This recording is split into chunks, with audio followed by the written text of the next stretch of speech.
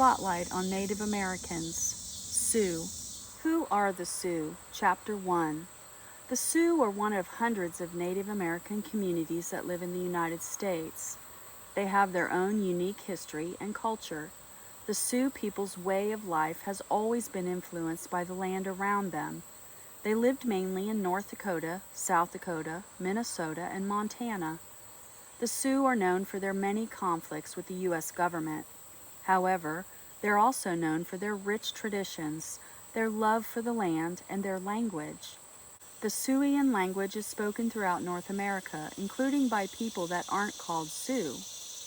Depending on which of the three main dialects of the Siouxian language you speak, Sioux people call themselves Lakotas, also called Tetons, Nakotas or Yanktons, or Dakotas or Santees.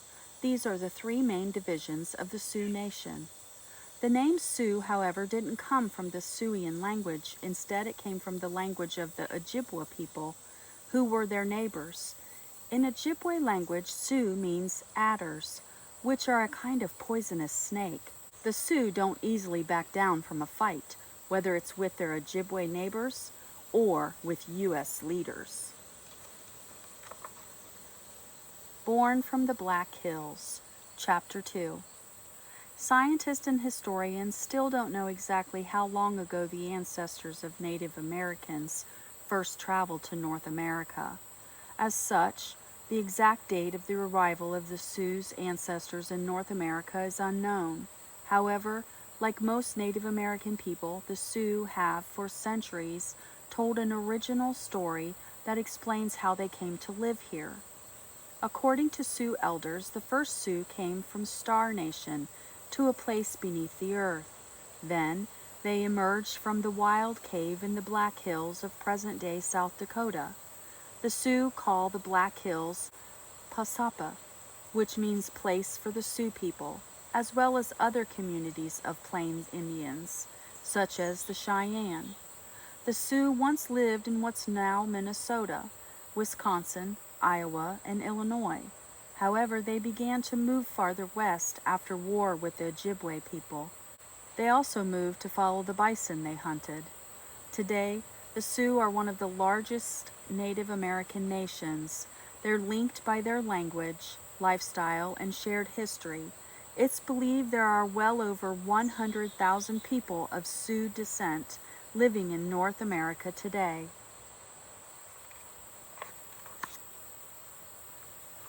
Important animals. Chapter 3. Horses and bison have been huge parts of the Sioux way of life for centuries.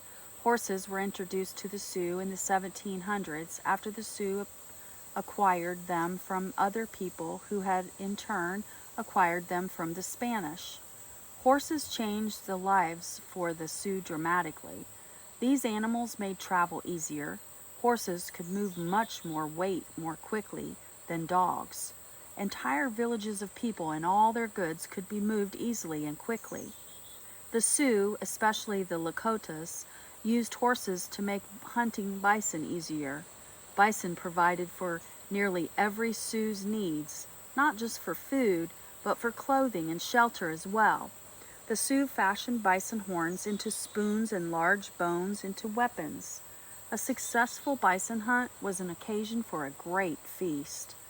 One bison weighing a ton or more provided more fresh meat than could be eaten at one time. The remaining meat was cut into strips and dried in the sun, making jerky that would last a long time. Because horses made hunting bison easier, the Sioux had more food than ever before. This allowed more Sioux children to grow into adulthood. The Sioux grew in both population and power as they improved their horseback riding skills. Tensions on the Rise. Chapter 4. The Sioux didn't have much contact with settlers of European descent until U.S. leaders began to expand the nation westward. Then, thousands of settlers began to pass through or near Sioux lands as they moved west. In 1851, the Sioux signed a treaty with the U.S. government that opened their lands to settlers traveling west on the Oregon Trail. In 1854, however, a dispute over a cow that had wandered away from a wagon train sparked violence between Lakotas and members of the U.S. Army. The leader of the U.S. soldiers was killed in the violence, along with all 28 of his men. The next year, the Army struck back by destroying a Lakota village. The Dakotas also fought against settlers who were taking their lands in Minnesota. After an uprising in which they killed hundreds of settlers, the U.S. government hanged 38 Dakotas. This is the largest mass execution in U.S. history. Tensions rose even higher between the Sioux and the U.S. military when gold was discovered in the heart of Lakota country. Even the sacred Black Hills were soon overrun by gold seekers after it was confirmed that gold was found in this part of Sioux land. From Victory to Defeat, Chapter 5. The discovery of gold in the Black Hills led to the most definitive defeat of the U.S. military by Native Americans. On June 25, 1876, the Sioux and their Cheyenne allies took up arms against Lieutenant Colonel George Armstrong Custer and his troops near the Little Bighorn River in what's now Montana. The Battle of the Little Bighorn resulted in the deaths of Custer and all his men. For this reason, the battle is also known as Custer's Last Stand. After this stunning victory, however, the United States sent out large numbers of troops and forced all the Sioux and Cheyenne people to surrender within a year. Meanwhile, hunters, with the help of the U.S. Army, were killing bison herds in huge numbers. Without the animal they depended on, the Sioux lost much of their way of life and were forced to accept life on the reservations, mostly in North Dakota and South Dakota. One Sioux leader, Sitting Bull, led his followers to Canada to avoid capture by the U.S. military. However, exhaustion and a lack of food forced him to surrender in 1881. Even after his surrender, he still fought against government efforts to force the Sioux to give up their culture and values. The Ghost Dance and Wounded Knee, Chapter 6. The transition to reservation life was hard on the Sioux people. Their sadness led them to embrace a new religion that swept through the reservation in 1890. The Ghost Dance religion was founded on the idea that if the Indians embraced the Ghost Dance, the bison would return, along with all the Native Americans who died. In addition, all white people would disappear. Sitting Bull embraced the new religion, which made some U.S. leaders worried. He was ordered to stay away from Ghost Dance rituals in the Black Hills. He said that he was going to go against that order, but he was killed by reservation police during an attempt to arrest him. In December 1890, a Sioux leader named Bigfoot, who didn't follow the Ghost Dance religion, tried to call for peace before another war broke out with the United States. However, the Army was unaware that Bigfoot was trying to encourage peace. They surrounded his band, and a gun went off as they attempted to take the Sioux's weapons. The Army then went on the attack. Over 250 Sioux men, women, and children died in this massacre at Wounded Knee. Following this event, the Sioux no longer tried to fight against reservation life. Reservation Life, Chapter 7. Reservation life continued to be difficult for the Sioux people throughout the 19th and 20th centuries. Americans in the late 19th centuries believed there was no place in their society for Native American culture. The reservation system was designed to force Native Americans, including the Sioux, to abandon their traditions, religions, and languages. The government attempted to force them to adopt white values in a process called acculturation. The traditional Sioux government was no longer allowed. Poverty, unemployment, poor health, and high death rates were common on reservations. By the 1970s, Native Americans from around the country were determined to change the conditions on reservations. A number of young Sioux became members of the American Indian movement and traveled to Washington, D.C.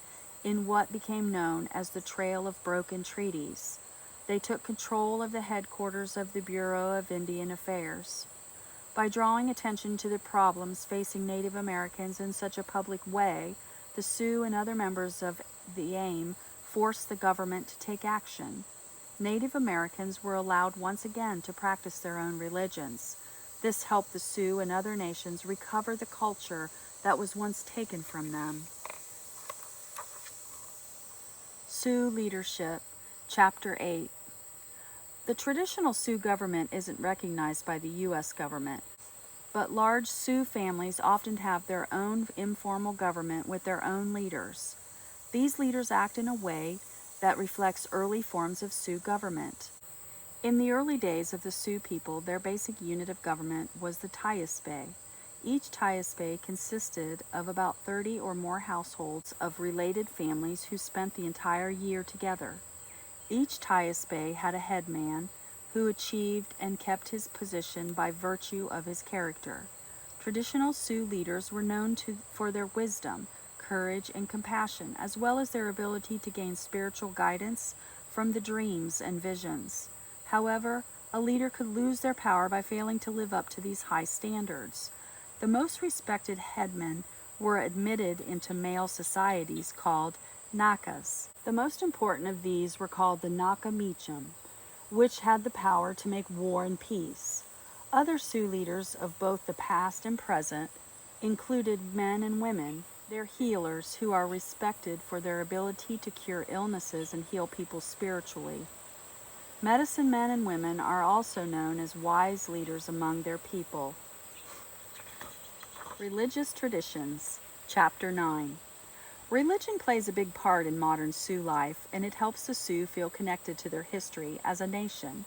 Traditionally, the Sioux believe in a creator, which is sometimes called the Great Mystery. They believe the Great Mystery is present in all things on earth, including rocks, trees, animals, water, and wind. They seek guidance from the Creator in dreams and visions, which medicine men interpret. For the Sioux, Bear Butte in the Black Hills is a place for fasting and praying in order to seek a vision to guide one's life. However, Bear Butte is currently controlled by the U.S. government. The Sioux must pay fees to U.S. park rangers to enter this land. Despite this, the Sioux still hold on to their religious traditions and ceremonies. Their most important religious ceremony is called the Sun Dance. It is held every summer. Ceremonies such as the Sun Dance help the Sioux cleanse their spirits and renew their vows to work for the welfare of their community. Helping the whole community is important to the Sioux. Sharing with others is valued. The Sioux also believe in living in harmony with nature and other people. Sioux Artists and Writers, Chapter 10. Sioux artists and writers have worked hard in the past and are working hard in the present to bring the Sioux way of life into the spotlight. Oscar Howe, who lived from 1915 to 1984, was a Sioux who lived on the Crow Creek Reservation and became one of the best-known Indian artists in North America. Kevin Locke is a famous Sioux flute player and hoop dancer. Floyd Red Crow Westerman was a Sioux musician who lived from 1936 to 2007. He was a country music singer who later became an actor. He appeared in many movies such as Dances with Wolves and on television shows such as The X-Files. Virginia Driving Hawk Sneeve is a Sioux who's famous for writing children's books. She won the 1992 North American Indian Prose Award. In addition to her children's books, she's written history books for adults such as Completing the Circle, which traces the histories of the women in her family. Vine Dolores Jr. was a well-known Sioux author and scholar who died in 2005. There are many other Sioux authors who publish poetry or fiction. Their work is an important part of college courses in Native American literature. A Divided People, Chapter 11. Although reservation life for the Sioux is better now than it once was, the Sioux people are still faced with hardships. Many Sioux have moved to large cities, but about half of the Sioux continue to live on reservations throughout Minnesota, Montana, North Dakota, and South Dakota.